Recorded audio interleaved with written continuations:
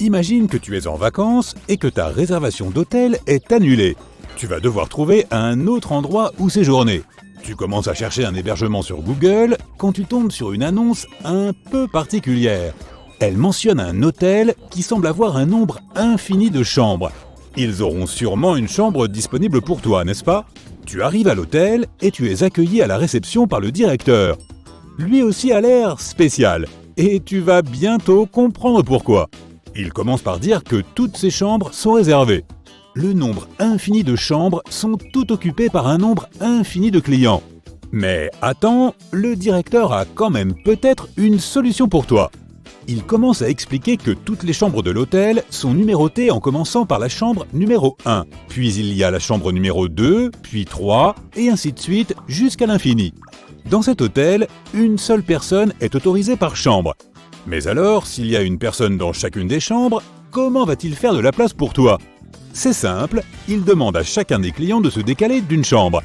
Ainsi, la personne qui se trouve dans la chambre numéro 1 passe dans la chambre numéro 2, celle qui occupe la chambre numéro 2 passe dans la numéro 3, et ainsi de suite. Une fois que chacun de ce nombre infini de clients s'est décalé d'une chambre, la chambre numéro 1 devient disponible pour que tu y séjournes. Pendant que tu attends à la réception, un bus arrive avec 100 passagers qui veulent aussi passer la nuit à l'hôtel. Le directeur applique la même stratégie. Il décale tout le monde de 100 chambres jusqu'à ce que les 100 premières chambres soient prêtes à recevoir des clients. La rumeur se répand rapidement qu'il y a un hôtel qui peut accueillir beaucoup de clients. Évidemment, d'autres bus commencent à arriver. Et il ne s'agit pas seulement d'un grand nombre de bus. Un nombre infini de bus avec un nombre infini de passagers font la queue à l'entrée de l'hôtel. Notre directeur est encore une fois très malin. Il ouvre son agenda infini avec un nombre infini de pages et commence à préparer un tableau qui a aussi un nombre infini de colonnes et de lignes. Dans ce tableau, il y a une ligne pour chaque bus, avec la ligne du haut pour toutes les personnes qui sont déjà à l'hôtel. Il utilise les colonnes pour montrer la position que chaque personne occupe. Il y a la chambre numéro 1, la chambre numéro 2 et ainsi de suite. Il continue en remplissant le tableau avec bus 1, siège 1, puis bus 1, siège 2. Son objectif est de s'assurer que chaque personne reçoit son code unique. Ce code est composé du numéro du bus et du numéro du siège. Il montre ensuite à tout le monde comment il va attribuer les chambres. En commençant par le coin supérieur gauche de son tableau, il trace une ligne qui zigzague d'avant en arrière à travers le tableau, en passant par chaque personne exactement une fois. S'il pouvait tirer sur cette ligne depuis son extrémité, il transformerait le tableau infini en une seule ligne. Une fois que l'ordre de cette ligne est défini, il attribue chaque numéro de chambre à son client désigné. Tout le monde est logé à nouveau. Au moment où notre brillant directeur s'apprête à faire une pause, un grand bus apparaît à l'entrée de l'hôtel. Pas un véhicule ordinaire, mais un bus disco qui n'a pas de siège. Mais comme tu peux déjà l'imaginer, il a aussi un nombre infini de passagers. Alors qu'ils descendent du bus, tu entends leurs noms qui sont vraiment bizarres. Assez vite, l'un des nouveaux passagers explique pourquoi ils s'appellent de cette façon. Comme il y a un nombre infini d'entre eux dans le bus, ils ont tous décidé d'utiliser des identifiants uniques, utilisant uniquement les lettres X et Z. Pour rester dans le thème, ces noms sont aussi infiniment longs. Une personne peut s'appeler XXXXXX avec des lettres qui continuent indéfiniment, tandis qu'une autre peut s'appeler XZ, XZ, XZ, XZ, XZ, XZ, avec encore cette combinaison de lettres qui continue indéfiniment. Après avoir réfléchi un peu, tu te rends compte qu'il y a une personne pour chaque séquence infinie possible de ces deux lettres.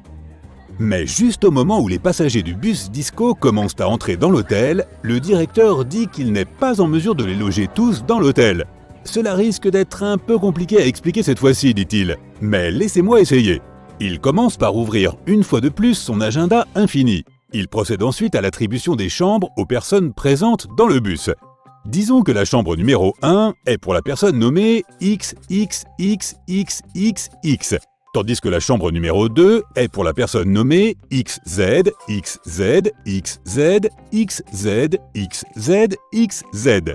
Il devrait techniquement continuer en attribuant une chaîne différente de X et de Z à chacune de son nombre infini de chambres. C'est là que ça se complique, dit-il. car même si je complète cette liste infinie de noms, je peux toujours nommer une personne qui n'a pas eu de chambre. Pour savoir qui est cette personne, il suffit de prendre la première lettre du premier nom et de l'intervertir, de sorte que X devienne Z. Ensuite, il faut prendre la deuxième lettre du deuxième nom et la changer de Z en X. En continuant à faire ça, le nom qu'on va écrire n'apparaîtra sûrement pas sur la liste. Tu es peut-être tombé sur un hôtel avec un nombre infini de chambres, mais ce n'est pas pour autant qu'il peut accueillir littéralement tout le monde. Et ce, parce que ces chambres sont certes infinies, mais elles sont dénombrables.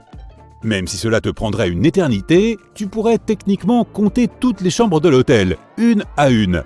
La raison pour laquelle on ne peut pas loger tous les passagers du bus Disco est que ces passagers sont, à l'inverse, indénombrables. Il n'y a pas de moyen systématique de les identifier. En voyant les choses sous cet angle, on peut se poser la question suivante. Certaines infinités sont-elles plus grandes que d'autres ? Cette théorie s'appelle le grand hôtel infini de David Hilbert, et ce n'est pas la seule de ce genre. La théorie de l'amitié est tout aussi amusante.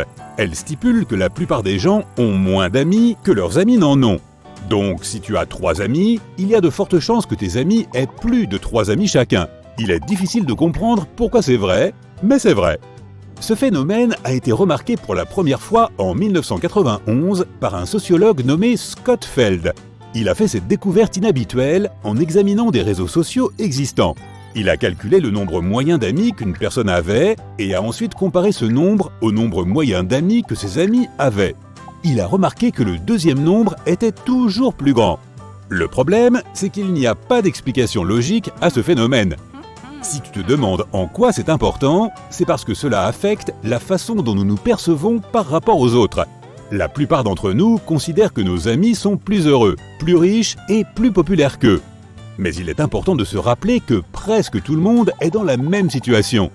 Il y a aussi les théories de Zénon, qui sont des énigmes sur le mouvement. Elles posent des questions comme « Si tu dois faire la moitié des pas pour arriver quelque part, puis la moitié de ces pas, puis la moitié de ces pas, arriveras-tu jamais à destination ?» La réponse inattendue est oui. Même si tu as l'impression de ne jamais arriver au bout, si tu continues à faire la moitié des pas à chaque fois, tu finiras par y arriver. Cela peut sembler bizarre, mais toutes ces théories sont en fait des paradoxes. En mathématiques, il s'agit de conclusions tellement absurdes qu'il est difficile de les comprendre, même si toutes les étapes que tu as suivies avant d'arriver à la conclusion sont correctes. Dans la plupart des scénarios, le paradoxe est la contradiction des affirmations elles-mêmes. Dans le Grand Hôtel Infini de David Hilbert, par exemple, ces affirmations sont que l'hôtel peut être entièrement réservé et en même temps avoir des chambres disponibles.